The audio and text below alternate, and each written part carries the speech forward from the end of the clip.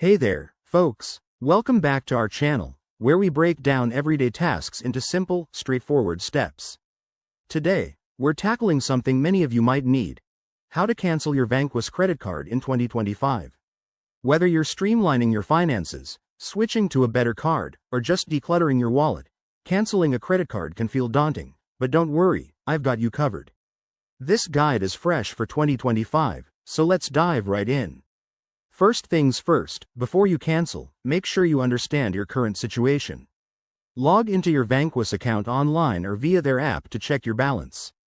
If you owe any money, you'll need to pay it off completely. Vanquis won't let you cancel with outstanding debts. This step is crucial to avoid any late fees or complications down the line. Once that's sorted, the main way to cancel is by contacting Vanquis customer service.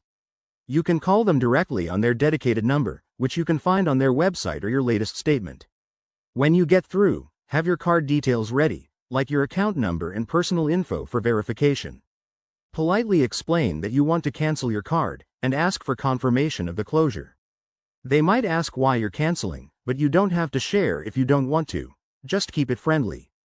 If you're not a fan of phone calls, Vanquis also allows cancellations via secure message through their online portal or app. Log in, go to the help section, and submit a request. Remember, always get written confirmation of the cancellation to protect yourself. Ask them to email or send you details. A few quick tips. If you have any ongoing payments linked to the card, update them to a new payment method first. Also, keep an eye on your credit score, as closing a card might affect it slightly. And hey, if you're in the UK, remember that Vanquis might have specific policies, so double-check their latest terms on their site. There you have it. That's how to cancel your Vanquis credit card in 2025. It's easier than you think when you follow these steps. If you found this helpful, give it a thumbs up, subscribe for more finance tips, and drop a comment below if you have questions. Thanks for watching, and see you next time.